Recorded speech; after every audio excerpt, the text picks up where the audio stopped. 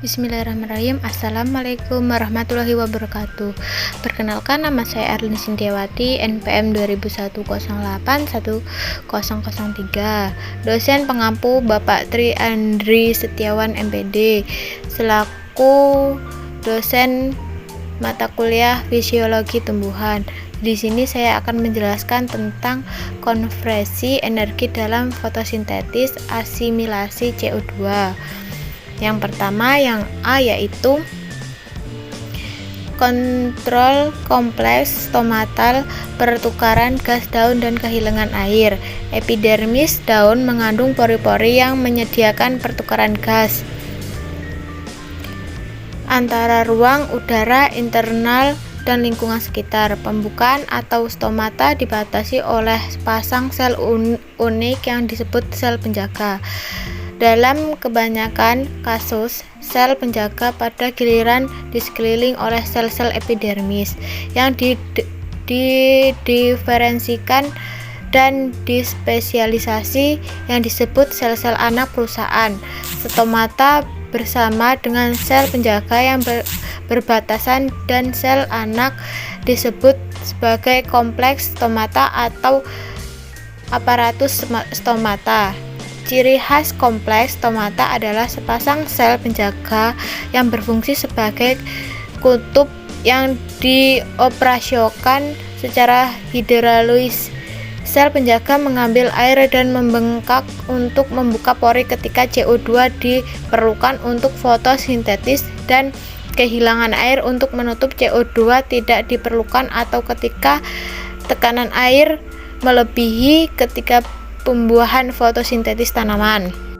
Dan yang B, CO2 masuk daun dengan difusi.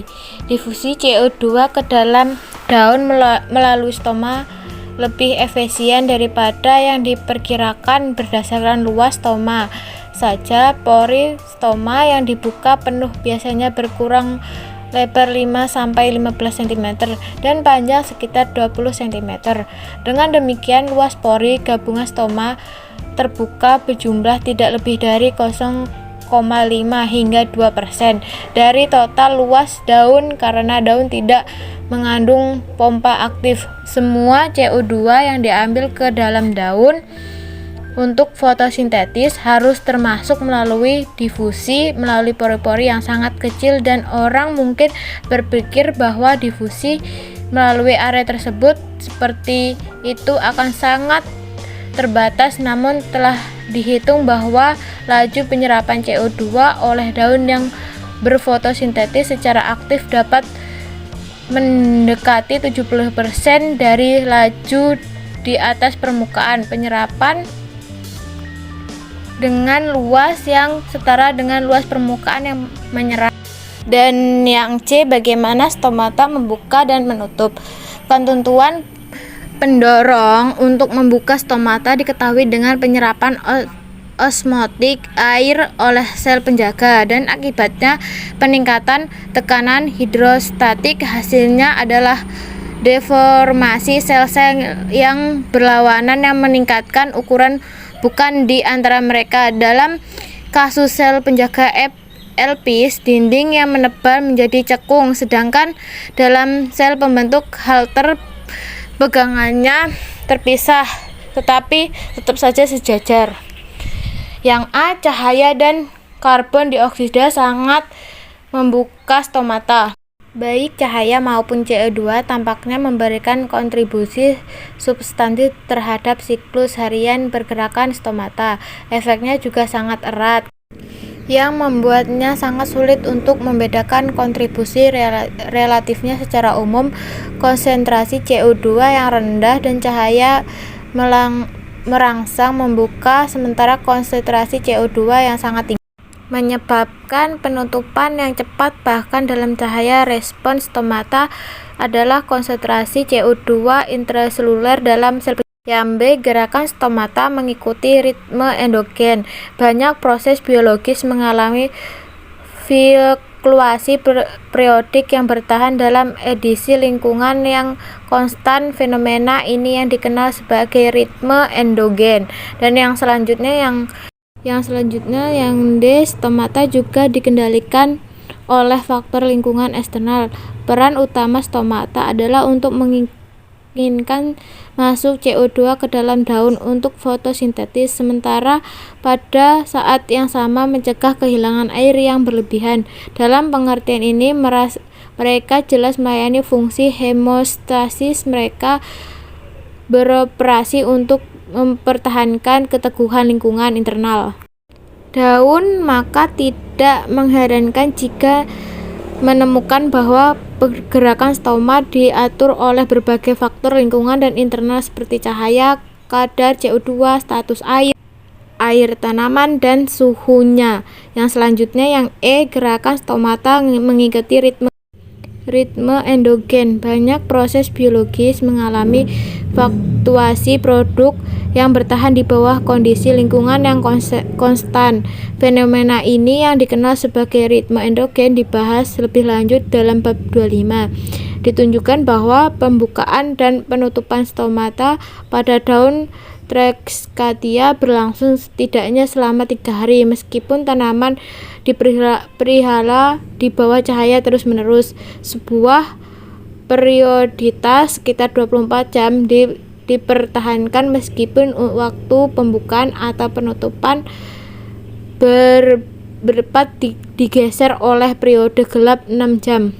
Hasil seperti ini jelas menunjukkan keterlibatan ritme sirkadian endogen dalam mengontrol pembukaan stomata, meskipun tidak jelas bagaimana ritme berinteraksi dengan rangsangan lain. Selanjutnya yang F. Siklus PCR mengurangi CO2 untuk menghasilkan gula 3 karbon. Jalur di mana semua organisme eukariotik fotosintetis akhirnya menggabungkan CO2 ke dalam tingkat karbohidrat dikenal sebagai fikasi karbon atau siklus reproduksi karbon fotosintetis atau PCR. Ini juga disebut sebagai siklus Kelvin untuk menghormati Melvin Kelvin yang mengarahkan upaya penelitian yang menjelaskan jalur tersebut. Pemetaan urutan reaksi kompleks yang melibatkan pembentukan karbon organik dan konversinya menjadi karbohidrat kompleks merupakan kemajuan dasar dalam biokimia tanaman. Selanjutnya yang G. ATP dan NADPH dikonsumsi dalam siklus PCR. Reaksi karbonilasi dengan Ag35K J-mol kurang lebih 1 secara energetik sangat menguntungkan. Ini menimbulkan pertanyaan yang menarik. Jika konstanta kesetimbangan reaksi mendukung karboksilasi dengan perubahan energi bebas negatif yang begitu tinggi, di mana kebutuhan input energi dan reaksi tentang fotosintesis energi kebutuhan pada 2 titik. Pertama, edukasi 3 PGA, dan kedua untuk regenerasi molekul eksporter RUBP. Masing-masing permasyarakat ini akan dibahas secara bergantian.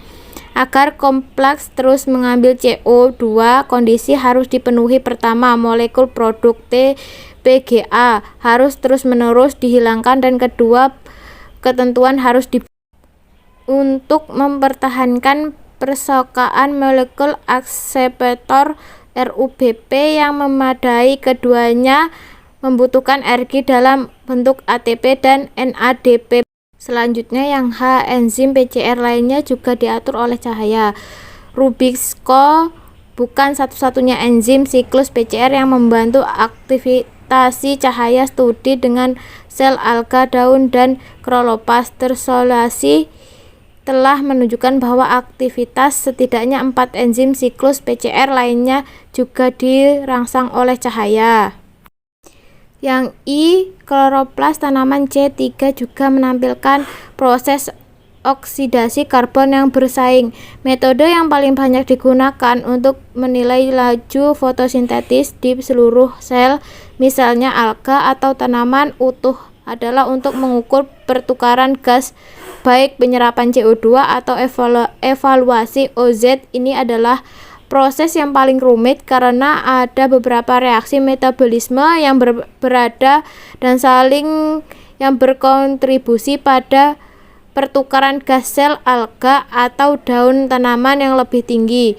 Respirasi seluler atau mitokondria R adalah contoh pertukaran gas berlawanan karena menghasilkan evaluasi CO dan penyerapan O2. Secara historis diasumsikan bahwa respirasi berbasis mitokondria dan fotosintesis berbasis kloroplas secara efektif, independen, dan kontribusi masing-masing untuk pertukaran gas juga dapat dinilai secara independen.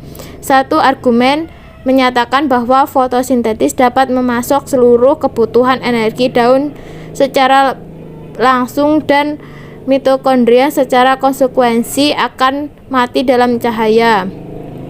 Sekian dari presentasi saya. Jika ada kesalahan saya mohon maaf. Saya akhiri. Wassalamualaikum warahmatullahi wabarakatuh. Terima kasih sudah menonton sampai akhir.